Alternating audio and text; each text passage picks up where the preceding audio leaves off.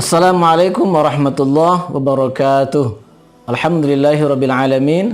Wal aqibatu lil muttaqin wala udwana illa 'alal zalimin. Wa azka salawatillahi wa taslimatihi ala khairi khalqihi sayyidil anbiya'i wal mursalin wa ala alihi wa sahbihi wa man ittaba'a sunnatahu ila yaumil wa ba'd.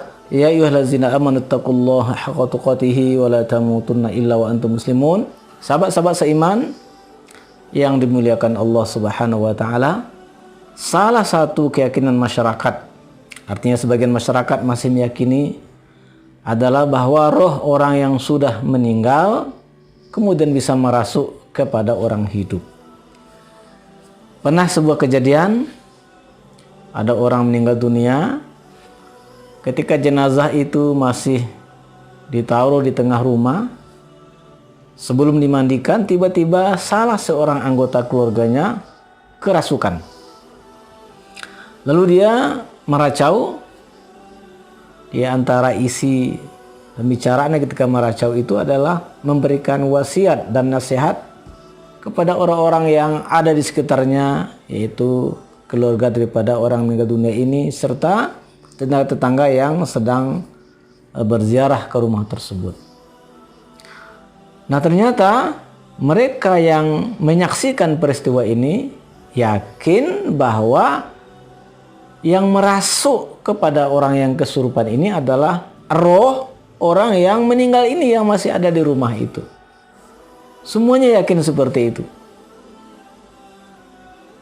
Saya tahu ini karena memang ketika itu saya berada di situ dan mereka bercerita ya, bahwa ada orang yang dirasuki oleh roh orang yang sudah meninggal dunia. Nah, sahabat-sahabat seiman yang dimuliakan Allah Subhanahu wa taala, ini sesungguhnya adalah sebuah keyakinan yang tidak jelas juntrungnya, menyelisihi apa yang diinformasikan oleh Allah dan Rasulnya. Ini adalah keyakinan yang boleh kita anggap sebagai sebuah bentuk daripada bentuk khurafat. Sesungguhnya yang terjadi itu kemungkinan dua. Yang pertama adalah yang masuk itu syaitan, jin atau syaitan, yang jelas bukan roh daripada orang yang sudah meninggal dunia.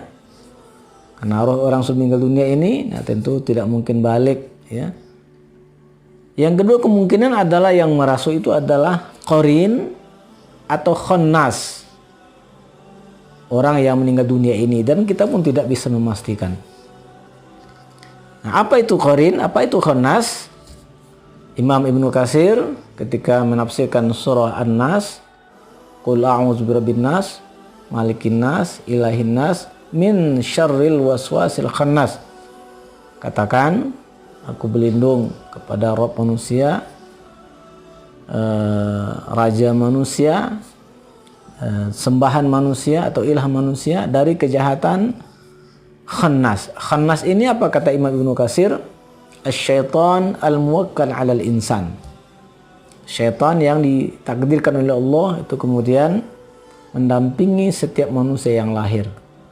Fa innahu ma min ahad min bani adam illa wa qad ukila ilaihi qarinuhu. Tidak ada satupun anak Adam kecuali Allah takdirkan dia didampingi oleh seorang pendamping, yaitu dari kalangan jin ini.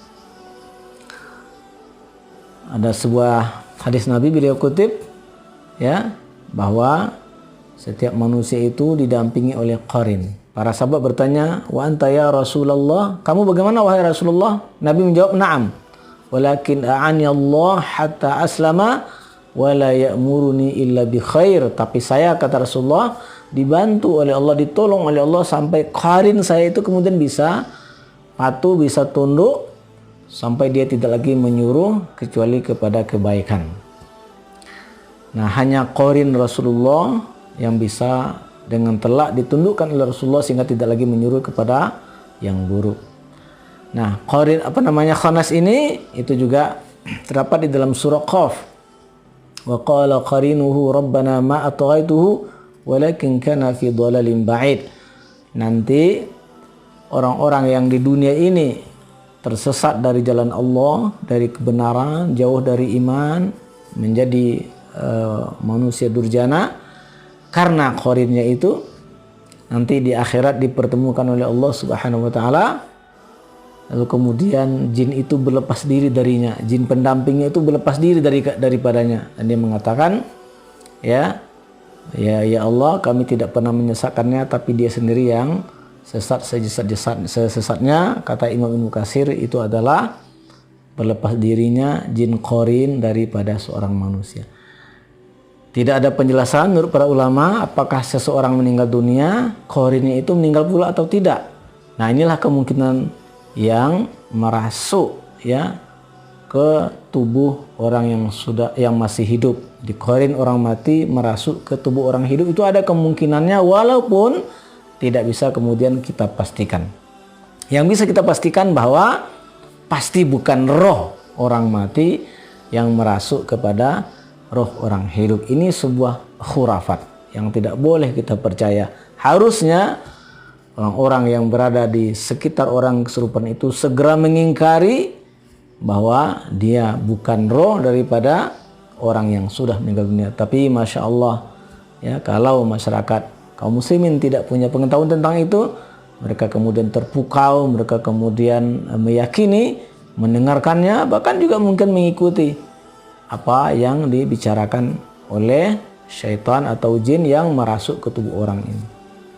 Jadi sahabat-sahabat yang berbahagia, sekali lagi ini adalah sebuah keyakinan yang menyelisihi apa yang harusnya diyakini oleh orang beriman berdasarkan informasi daripada Al-Quran dan Sunnah, yaitu bahwa roh itu, ya, kalau sudah dicabut oleh Allah, oleh malaikat yang ditugaskan oleh Allah Subhanahu wa taala, tidak mungkin dia kemudian dilepaskan oleh malaikat itu untuk kemudian masuk ke tubuh manusia lain. Ini khurafat yang harus kita jauhi sejauh-jauhnya. Demikian, semoga kita bisa memiliki akidah, keyakinan yang bersih dari syirik dan khurafat, karena ini sangat berbahaya bagi kita. Subhanakallahumma hamdika asyhadu an la ilaha illa anta astaghfiruka wa atubu ilaik. Wassalamualaikum warahmatullahi wabarakatuh.